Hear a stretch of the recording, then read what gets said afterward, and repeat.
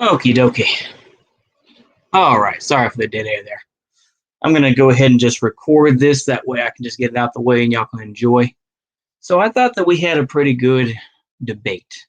There were, I wanted to try to stay on track because obviously it was just based on China and protectionism. I think we talked a little bit about, I could have probably talked more about protectionism and the history in the United States if I knew more about that.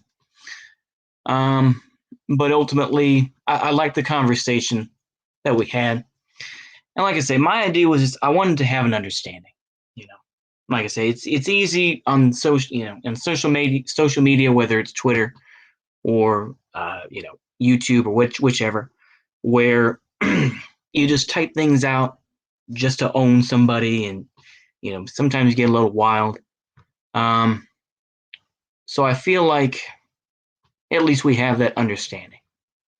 And it's the same thing as I feel about God damn, I'm sorry, my mind is so gone. I was gonna say trying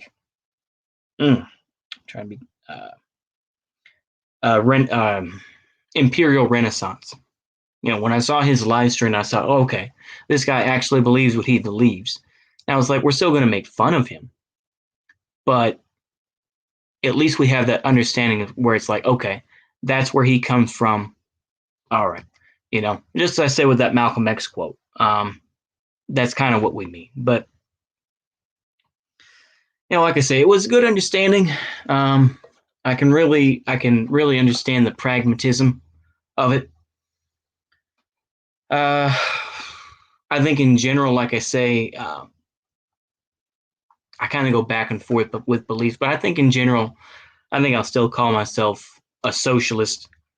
But but mask off, and then I'll say, yeah, I'm actually gospel. That's kind of what I'm going to say. But I think in general, it was a very good debate that we had. I think that there were some points that were made that were good. I think in general, like I say, uh, we're not going to agree on bombing everybody, et cetera, et cetera.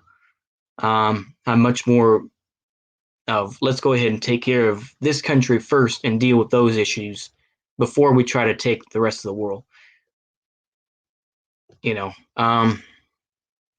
But I can see where he's coming from, and I gotta say I respect his beliefs. I don't agree with them, but he clearly is able to talk about them in a realistic way.